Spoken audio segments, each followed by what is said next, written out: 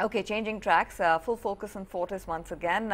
Yesterday, an advisory panel has been formed to help the board make the decision on who would be the right suitor to take over the business. And part of the advisory panel is Lalit Bhasin, who is President, Society of Indian Law Firms and Managing Partner, Bhasin and Company.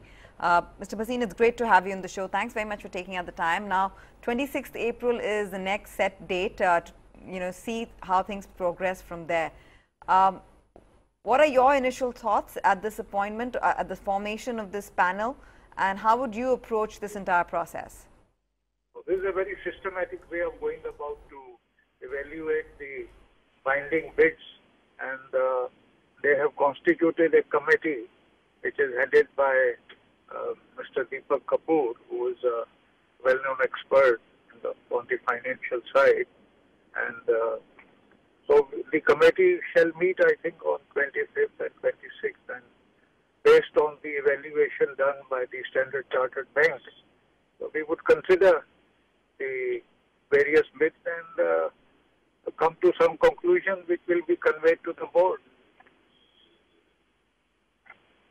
On the Fortis advisory panel, and you're a member there, what according to you would be the selection criteria for the 5 contenders and the 5 bidders who are, really vying aggressively, if I can use that terminology, for Fortis assets?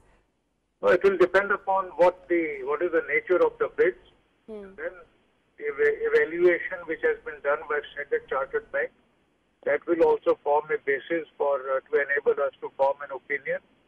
So we have to go through the exercise, of looking into the bids.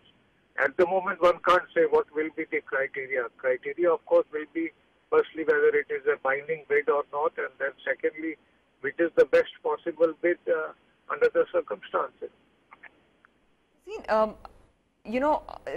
This whole saga started when the whole TPG and Manipal deal was moving to its fruition, and there was some disagreement with the minority shareholders. The minority shareholders were not happy with the price, and that just led to a series of events unfolding thereof, with more players coming into the fray. Now, a certain amount of due diligence was already done at that time with regards to Manipal and TPG. Will the due diligence process start all over again? Will all 4-5 bidders be taken at the same level and a fresh call be made? Or, are you going to be looking at reconsidering some of the previous alliances that were formed ahead of this bidding war intensifying? I don't think we'll be going into the background of the entire. What our terms of reference for this committee would be, to evaluate the bids which are there, not to go into the background. And it is good that we remain detached from whatever the background was, so that we can give a meaningful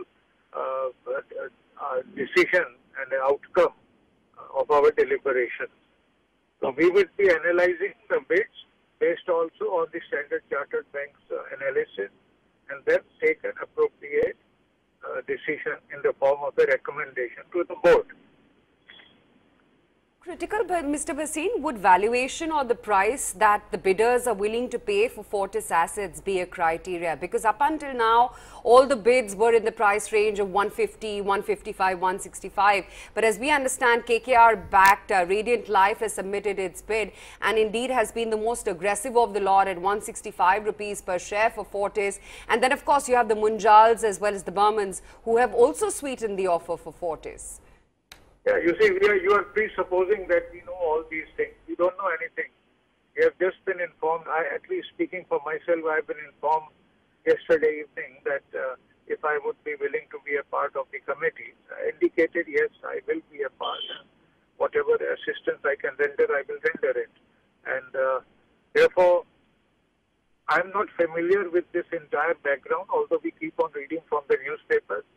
I think you know more than what I know. But we will go by whatever is placed before us for our consideration. Do you think, sir, that by April 26th, a decision could be made, or you would need some more time? No, at least on our part, I think we would try to complete it. Even if we have to burn the midnight oil, we'll do that. And chairman of the committee and other members, they decide. But speaking for myself, I think we should be able to decide the entire complete the entire exercise by 2016. Mr. Bhasin, do you think the technical know-how of how a hospital is run is going to be a key criteria? Because as we understand, and we know as much as you do, you know, it's KKR-backed Radiant Life, and there's the TPG Manipal Consortium, which technically, you know, are in the business and would be perhaps best positioned in that sense to run Fortis smoothly from here onwards. That may be one consideration which the committee will have to take into account. But, you know, if a bidder is in a position to have the expert services of those who are managing and running hospitals, but they themselves are not in that field, so that would not rule them out, speaking for myself, from being considered. It all depends basically on the capacity and the overall picture that you see the bidders they have. Mr. Bhasin, just one last question, and that is on the role of the minority shareholders in this decision process, because earlier on, you know, they did intervene and said the price was not good enough for Manipal and TPG, and you know the story, they had to up it then, and things unfolded. Would they be consulted? What will be their role in reaching a final conclusion? No, the committee will not be, I think, going into that exercise. That is between the board, between the shareholders. They can take decisions in their annual general meetings, in the board meetings, and I don't think that will be a relevant consideration for the committee to take into account. We'll go strictly by looking into the bids and evaluate them and give our recommendation. You have a tough task at hand, and everybody is watching what all of you would decide finally. Mr. Bhasin, thanks very much for sharing as much as you could on this issue. The market is, of course, keenly watching out for this deal development. Thanks a lot. Okay. Well, we tried to get as much out of Mr. Bhasin on this issue, but expect a final completion of the process by April 26, and he said technical know-how would be one of the factors. Would be one of the criteria, yeah. While he did not comment on the valuations, considering it's... But that's sensitive as well. Yeah, of course, absolutely. And plus, you know, we've got to remember that these guys have come on board, including Renuka Ramnath, just as of last evening. Yeah, so there's only been that many hours for them as well to catch up on how the status, or rather where the status of things is.